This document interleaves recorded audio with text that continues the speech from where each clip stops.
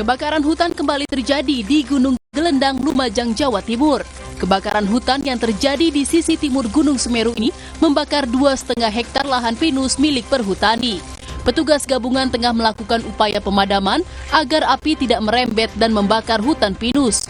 Karena lokasi kebakaran yang terletak di tengah hutan dan tidak ada akses mobil pemadam, upaya pemadaman dilakukan dengan cara tradisional, yaitu membuat gepyok dan membuat aliran. Penyidik di Treskrimsus Polda Metro Jaya menggeledah rumah Firly Bahuri di Kertanegara, Kebayoran Baru, Jakarta Selatan. Penggeledahan berkaitan dengan kasus dugaan pemerasan mantan mentan Syahrul Yassin Limpo. Dari hasil penggeledahan rumah Firly Bahuri di Kertanegara, penyidik di Treskrimsus membawa sejumlah barang bukti. Di antaranya beberapa dokumen yang dibawa menggunakan koper hitam, ada juga barang-barang lain yang dibawa menggunakan tas berwarna merah. Seorang pria ditemukan tewas di dalam mobil yang terparkir di Jalan Matraman Raya, Kecamatan Matraman, Jakarta Timur.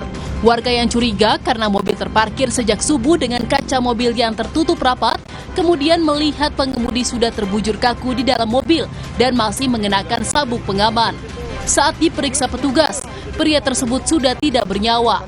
Korban diduga tewas akibat keracunan gas monoksida saat tertidur di dalam mobil yang tertutup rapat.